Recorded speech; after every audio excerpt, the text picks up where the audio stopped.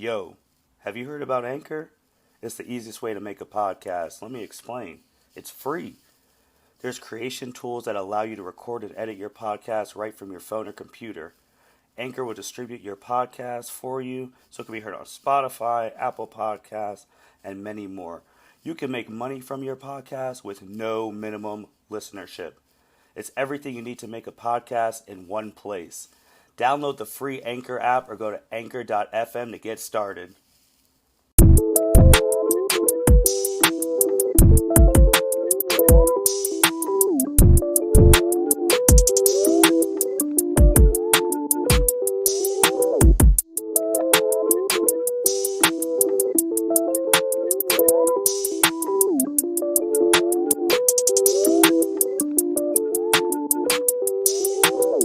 Hello, everyone. Welcome to the L7C podcast with your host today, the Captain, Byron. Today we have an incredibly special episode today. Today is September 19th, also known as Batman Day. Right now we have our resident Batman expert, Martin. How you doing? Good, man. How are you doing today? Good. Just enjoying the day. Enjoying good Batman Day. So today we're going to be talking about all things Batman today. So why is today called Batman Day? All right. So it first started July 23rd, 2014. That was the year of Batman's 75th anniversary. Okay. When he first appeared in Detective Comics in 1939. And they made the day to match Comic-Con that year. Okay. Because it was Comic-Con, like, 75th anniversary, Comic-Con, cool, let's just mix it up. But then since then, it's always been on the third Saturday of September. So in 2015, it was on 9/26, 2016, it was 9/17, 2017 was 9/23, 2018, 9/15, 2019, 9/21, and this year it's on 9/19. So that's how Batman Day started off the 75th anniversary back in 2014. Okay, so 75 plus years of Batman. Wow, I didn't know he's been around that long. Well, now it's about 80, because that was 6 years ago. 6 years ago, so we're in the 80th, 81st. Mm-hmm. Wow, happy birthday, man. So when did your love for Batman start? I would say it started about when I was younger with the Batman animated series. Okay. With Kevin Conroy, Mark Hamill, and them boys. And that show was fantastic. And then it really grew to higher levels when I started reading the graphic novels and the comics and things like that. And then it just shot over the moon after the Batman Arkham Asylum, the game, and then also with the Dark Knight trilogy. And that just really pushed it over the moon. Yeah, I started with the Batman animated series. That's when I started liking Batman, because I didn't read any of the comics or like any of the graphic novels. So that's for like when I started, was when the animated series came out. So what would you say is your favorite Batman comic? So I had to really think. I wanted to see if I was going to go far back or if it was something recent. And the one I actually decided on, my favorite comics, was actually the Batman comic number 36 and 37 of Tom King's run that started in 2016. Super Friends Part 1 and 2. Basics, the gist of this story is Batman and Catwoman are engaged. Okay. And it's a thing about Batman hasn't called Superman to tell him he's engaged. Oh. And it's really cool because you're seeing like both their significant others. Lois is telling Superman to call Batman. Catwoman's telling Batman to call Superman. And then on separate pages, they're showing what the other really thinks about the other person. Batman saying, "Who am I to him? Why should I call him to tell him I'm engaged? I'm nothing. He's like the savior of the planet." And then Superman saying, like, "Who am I to him? Everyone wants to be him. He was the one who lost his parents." And like they're telling each other's backstories to their significant other. And it's super cool. And then when they get to the point, they both say that the other man is a better man than he is. And iconically enough, they both end up in the same spot. They were both going to the same location. So then now with them all meeting, it was an awkward silence. Then the girl's like, "Oh, I'm Selena, I'm Lois." And then the next chapter, they go on a double date to a carnival where you can't get in the carnival unless you dress up like a superhero. Okay. So they don't dress up as themselves, they dress up as each other. Wow. So Bruce goes as Superman and Clark goes as Batman, so they just give each other their uniforms. And then they're there just doing carnival stuff. Lois and Selena are there getting drunk, having fun. And then Batman and Superman are having this bet saying that Batman couldn't hit a pitch if Superman threw him a pitch. And then Superman's talking about, like, you, out of all people, engaged. And then he's like, well, when I fall, she catches me. Then Catwoman says the same line to Lois Lane.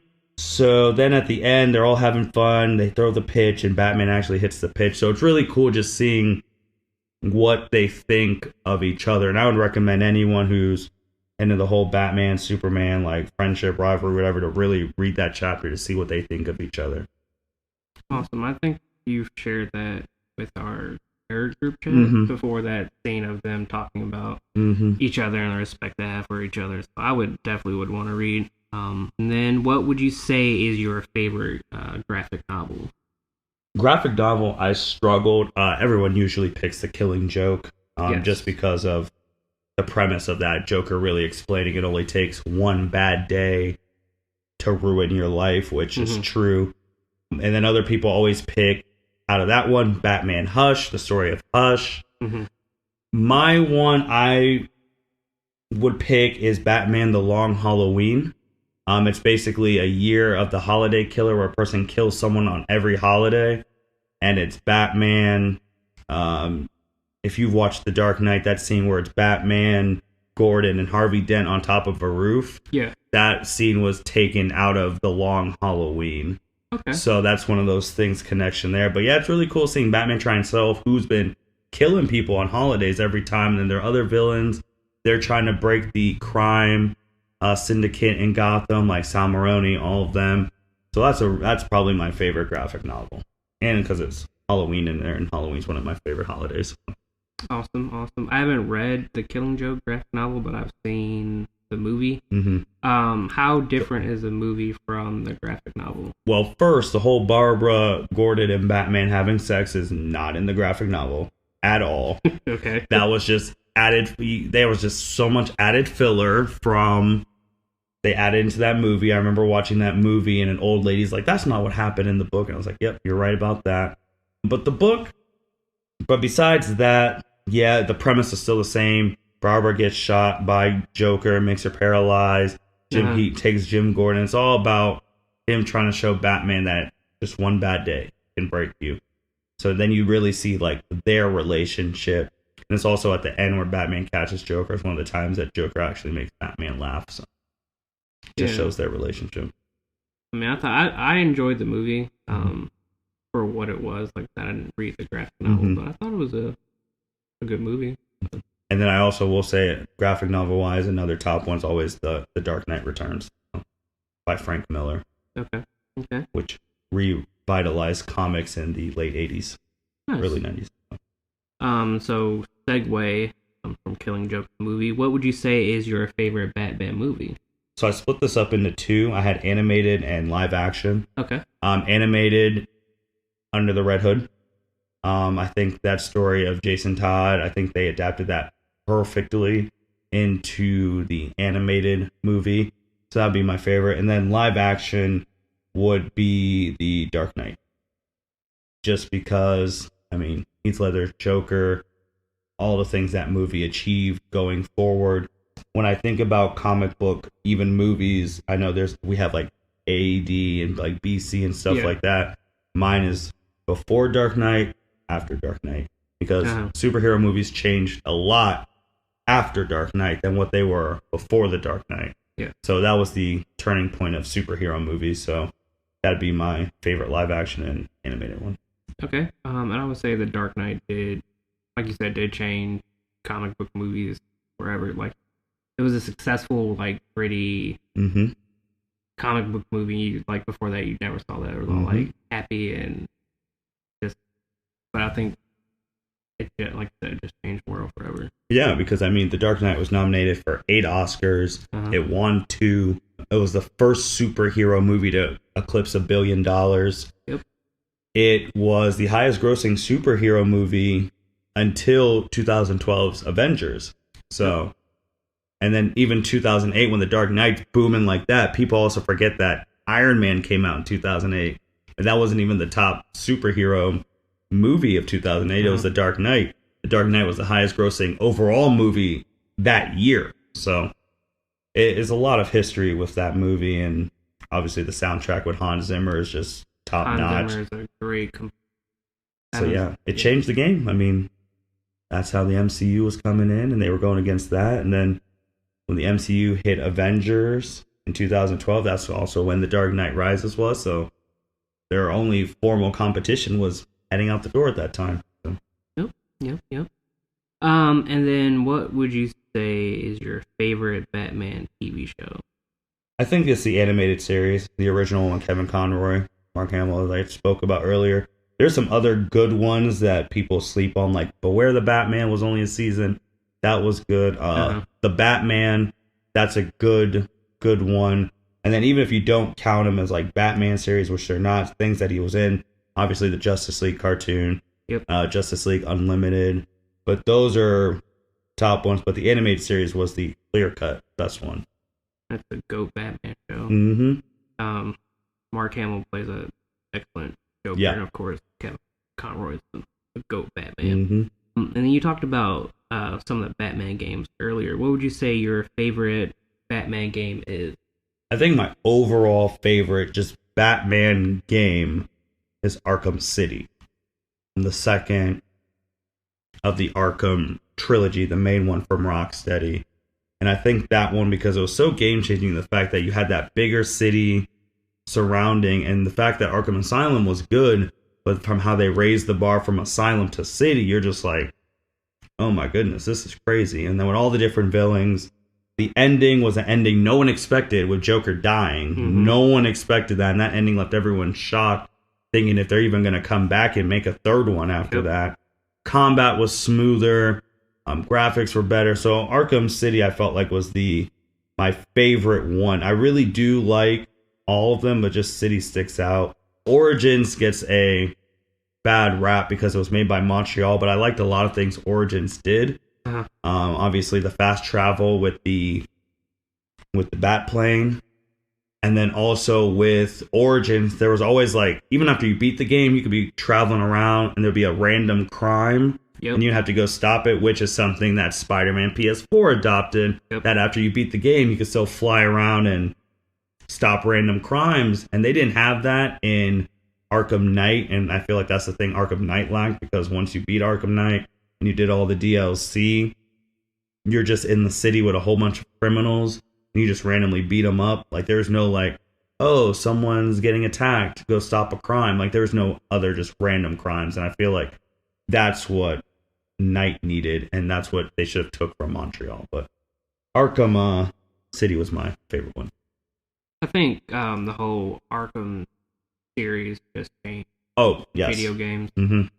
It's a great adaptation of Batman story. I enjoyed fighting all the villains. I think my favorite boss fight out of all four of them is that Mr. Freeze fight. Yes. Where you have to use different tactics to fight him. It was a great addition to the game. And then like the whole combat aspect, you see that combat in other games today, like the free flowing, like the Marvel Spider-Man game that came out, just free flowing action made you feel like Batman. So I think the whole four of them are pretty good. Yeah, he changed the game. I mean, with the video games changed the game for superhero video games, and the movies changed the game for superhero movies. Like, he's a game changer. Like, when his stuff hits, it changes the whole culture around him. So even with Spider-Man PS4 improving on some of the stuff that Arkham series didn't have, and we're going to see what Gotham Knights does in 2021 on how it can improve on some things of the Arkham verse, and even the Suicide Squad game in 2022, which we don't know if Batman's going to be in. He should be in it. So we're just going to see how they keep improving. Yeah, with the Suicide Squad game, it just depends on where they set the story inside the Arkhamverse. Because after Night, you play the game, then you know what happens to Batman at the end. So it just it will be interesting to see where they place that game in the arc. Mm-hmm. All right. And then, in your opinion, who is the best Batman? Well, before I answer this, I'm in a fans of Batman group on Facebook. Okay. Shout out to all of them. This question is always the most controversial question amongst any Batman fan because their interpretation of the character is different for each fan. Because of each comic adaptation. And I've always had an issue with this because people will post like a picture from something from the comic and be like, oh my gosh, this person looks exactly like Bruce Wayne in the comic. And I'm just like, well, that's a different artist. There's that. Anyone can draw them in a different thing. So this is always a hot topic. First, the definitive voice of Batman is Kevin Conroy. Yeah. I mean, he's just the voice. He's been doing it the longest. The animated series, the Arkham games, the Injustice games, some of the animated movies, the Justice League TV show. Like, he's the definitive voice of Batman. So you always have to do that caveat because he's Batman. Yeah. Now, my favorite and who I deem as the best live action one, and they all have their goods and their faults, was Christian Bale from the Dark Knight trilogy. The reason that he's my favorite and why I put him up there at the top is because he exemplified the dual personalities of Batman and the struggle of that, especially when he comes back in Batman Begins, trying to find the symbol. And then it's before his house gets burned down and he's going out being Batman and Alfred's telling him he has a name to uphold. It's his father's name. It's his grandfather's name. So it's just the Wayne last name is just as important as Batman. And even seeing how his consequences as Batman affect his life as Bruce Wayne in the second movie when Rachel Dawes dies. And he's just like, I don't know if I can do this anymore. And Alfred's telling him that's the reason Batman was created. He could be the outcast. He can make the decisions no one can, the right one. So seeing that journey from that, and then you finally get to see things in the Batman Begins of him training to be Batman. You never saw that in any other movies. You just saw him, the movie happened, he's Batman, yada yada. Batman Begins shows the training and like he really puts effort into Bruce Wayne and just Batman. I know some people don't like the voice, but to be a monster, to beat monsters, you got to be a monster. So he has that voice and you're like, oh, this guy's crazy. So he's always been my favorite. I mean, even when he was filming, he had on his trailer Bruce Wayne. He didn't have Christian Bale. So that's who I think's played him the best. And I know a lot of people, old school people, Michael Keaton. I respect Michael Keaton. Even the older school people, Adam West, because he was the first one to really make it like popular like that. But Adam West wasn't really like a Batman how you would picture Batman. He's all dancing and doing the pals and so that's not who you really picture that. And Michael is fine too. And then people with Ben Affleck, you either love him or you hate him. In my group, I see so many people love that guy and so many people hate that guy. And I think Ben is all right. He wrestling terms, he had very bad booking. Yes. Very bad booking. And even Christian's thing, the emphasis of Batman's number one rule that he doesn't kill, that was emphasized the whole trilogy. And Batman just shows determination, perseverance, and all that. And I felt like Christian showed all of that. And we'll be interested to see what Robert does in his turn. So who do you like? Man, I think I like Christian a lot for what he did bring to the role of, like you said, the role of Batman and Bruce Wayne. So he's probably my top. I did see like the ones with Michael Keaton and Val Kilmer and then George Clooney. So there's been a lot of like live action Batman, but Christian Bale is one of my favorites because I also like him as an actor. Yeah. I think he just played that role really, really well. And I didn't mind the voice at all. It's so quotable. Everything in that trilogy is so quotable and good quotable and meme quotable. And there's just so much things that he did that sometimes I'm like, you guys pay some respect, but to each their own. Like, when anyone says, besides Kevin being the definitive Batman, there's no like true definitive like actor with Batman. It's like almost the same thing as like Spider-Man, where it could be anyone underneath that mask. It's just, do you exemplify the determination, grit, perseverance of Batman, like the message of him? And anyone could play him, and then it's just up to your personal preference. True. And what would be your favorite Batman villain? Well, the most iconic one is the Joker, obviously. He's the most iconic one. My favorite is Ra's, or if you call him Ra's or Ra's al Ghul. He is actually my favorite Batman villain. And the reason he is my favorite is because he is someone from the jump, he already knew who Batman was. And he's someone that, if you even watch the trilogy, that Batman was kind of looking up to as a mentor, things like that. And he's not that much different, even comic-wise, than Bruce Wayne, that they both want to help and they have all these resources. They're both expert combatants. Everything. It's just Ra's is like an eco-terrorist and Bruce Wayne is not. And also you have that dynamic of one of your greatest enemies is the grandfather to your son. Yep. Since him and Raish's daughter, Talia al Ghul, have the child Damian Wayne together. So you're like, that's a very funny, awkward Thanksgiving when it's a guy who's trying to blow up the world is the grandpa to your kid. So I've always liked Raish. My favorite one, I don't think I have a favorite one. Mm-hmm. I like Joker. I like Clayface. I like how they did Scarecrow in the Batman games. Mm-hmm. So I'll say those are my top 3. And then I think one that always needs to get some more respect, Mr. Freeze, because sometimes he's not even really a villain. Like, he just wants to save his wife. Yeah. And they make that known in the video games too. And it's like, oh, you feel so bad. Feel so bad for him. I really hope they do another Mr. Freeze, like live action Mr. Freeze, because they have the Arnold version, but I would like to see another version where it's more, I guess, like the Arkham game.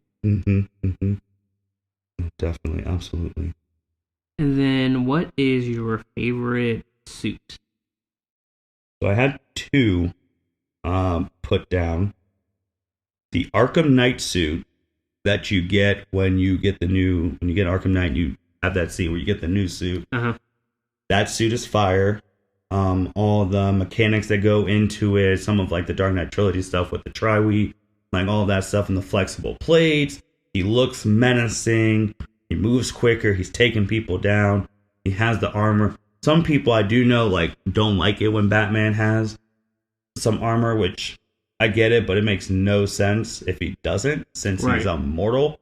Right. I mean, he's just he's not a normal guy by any means because of his skills and intelligence, but he's just a human being.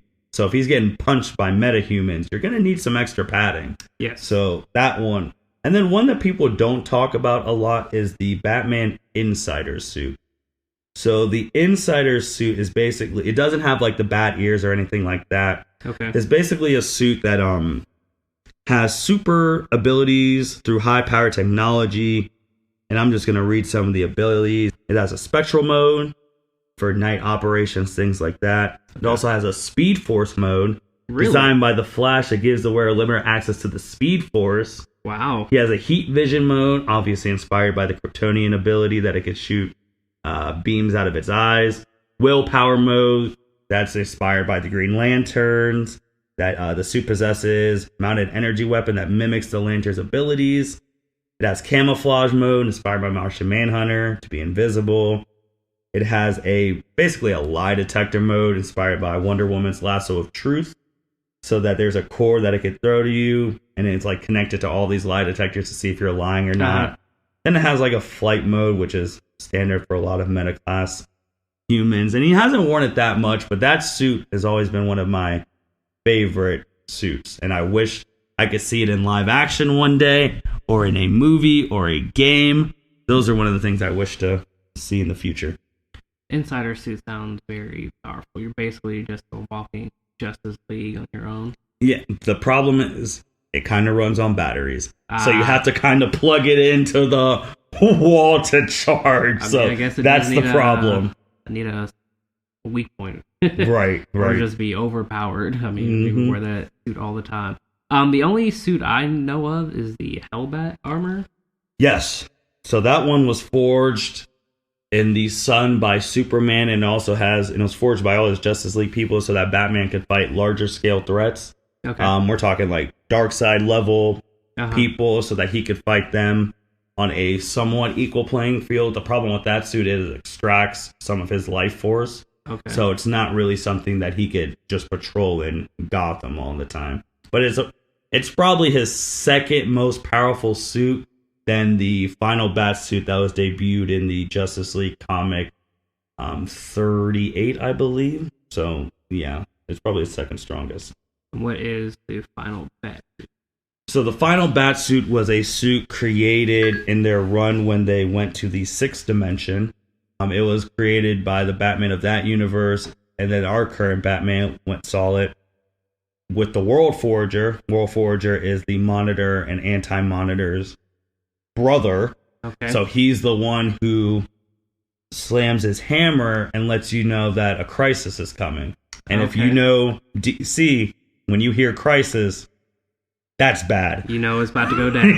Yeah. So the final Batsuit has the ability to rewrite reality itself, cell for cell. Oh, wow. Yeah, and it's not like a suit where it's just like his normal like 6'1", 6'2" frame. It's like a Megazord suit. And he's fighting the Justice League and he's taking it easy on him because he could just rewrite their reality if he wants to, but he's just stalling for time. So that is the most powerful suit. Don't know if we'll ever see it again, but yeah, that's the strongest.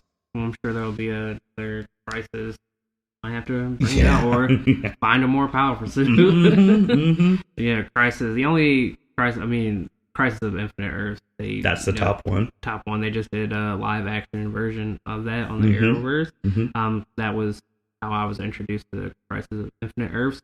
But I would like to read that comic storyline just to see how it differentiates between live action and what was on the comics. Right. Oh, yeah. Crisis on Infinite Earths is obviously the biggest one. There's Final Crisis.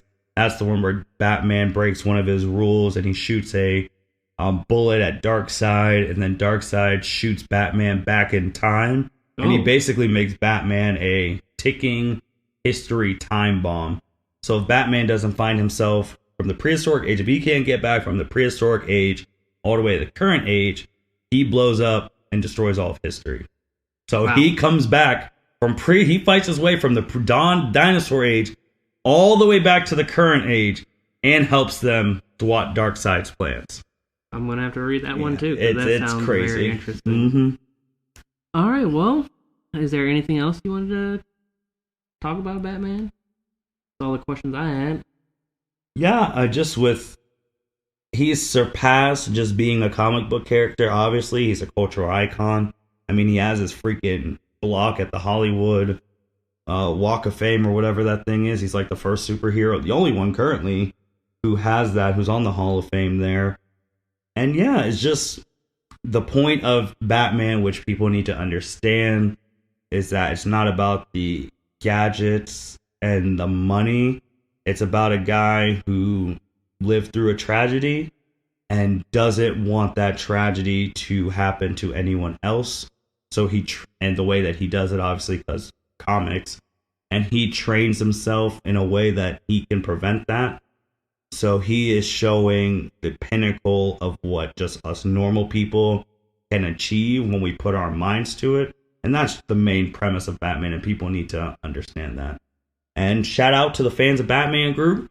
You guys are always posting great Batman stuff. Their debates are intense. And I just sit there and read them all and think of my own opinions in my head. And you guys are great too. And thank you for having me on the episode on Batman Day. I greatly appreciate it. Anytime. Thank you for being on it. Oh, no problem. Anytime. And in closing, happy Batman Day. Happy Batman Day. Everyone check out the other stuff on the L7C podcast. They have a lot of great content, Dragon Ball Z, Marvel's Avengers, sports, wrestling. Check them out. And thank you guys. Thank you for listening to this episode of the L7C podcast. Be sure to like, rate, review, and subscribe to the channel. Follow us on all social media platforms, and we'll be talking to you guys soon. Take care.